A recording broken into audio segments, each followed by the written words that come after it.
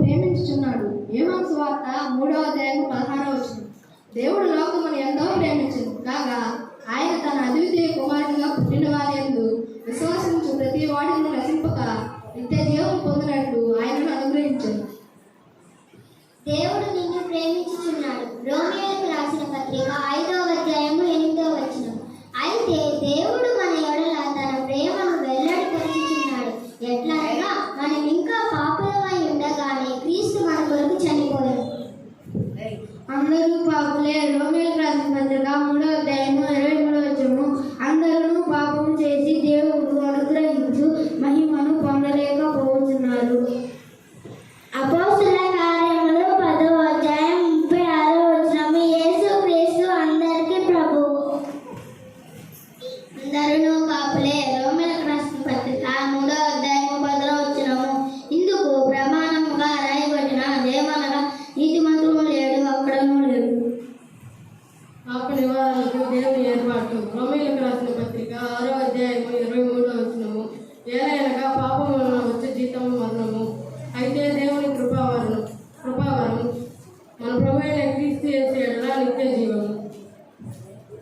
పాప నివారణకు దేవుని ఏర్పాటు. యోహాను సువార్త 1:12.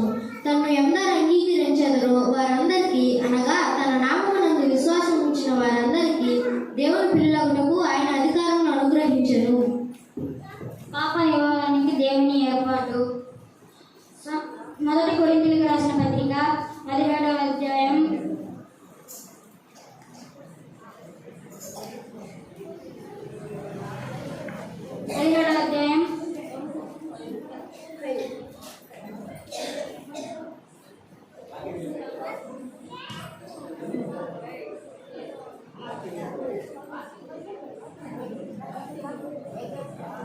నా యువకుడు ఉపదేశము ఎంచి మొదట మీకు అప్పగించి తిని, అదేమనగా లేఖనముల ప్రకారం క్రీస్తు మన పాపముల నిమిత్తం మృతి పొందెను, సమాధి చేయబడెను, లేఖనముల ప్రకారం 3వ దినాన లేపబడెను. అందరూ ఇప్పుడు రక్షణ పొందవచ్చును. ప్రకటన గ్రంథము 3:20. ఇదిగో నేను తలుపు వద్ద నిలుచుండి తట్టుచున్నాను. ఎవడైనా నా స్వరము విని తలుపు తీసిన యెడల నేను అతని యొద్దకు వచ్చెదను.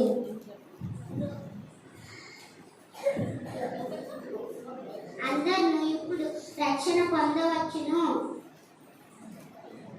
రోమియోలకు రాసిన పత్రిక 10:13. ఎందుకనగా ప్రభువు నామమును బట్టి ప్రార్థన చేయువాడెవడో వాడు రక్షింపబడెను. విశ్వసించు వారికి కలుగు రక్షణ. యోహాను రాసిన మొదటి పత్రిక 5:24. నా మాట విని నన్ను పంపిన వాడి ఉందా విశ్వసించు వాడు నిత్య జీవము కలవాడై ఉన్నాడు. వాడు తీర్పులోకి రాక మరణంలో నుండి జీవములోకి దాటి ఉన్నాడు. నేను నిశ్చయంగా చెబుతున్నాను. విశ్వసించు వారికి కలుగు